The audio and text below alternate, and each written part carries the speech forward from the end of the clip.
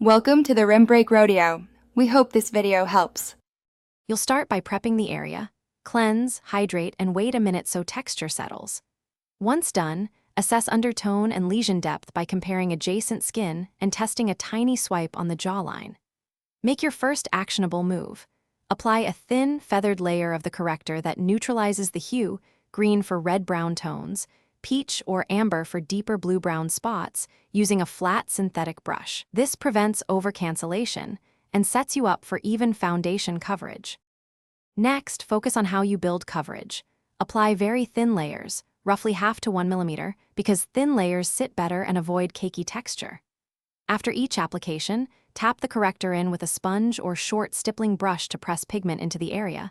Smooth the edges outward so there's no hard line.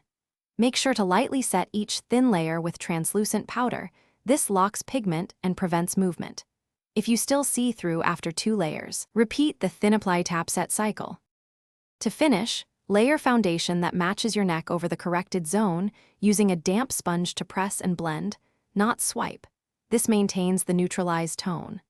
Then add a targeted concealer only on spots needing extra opacity, and set everything with a light powder and a short burst of setting spray to marry layers.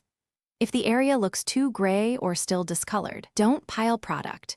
Remove gently with micellar water and reapply with thinner layers, or swap to a warmer corrector shade to rebalance. Thanks for watching. Consider subscribing if we helped you.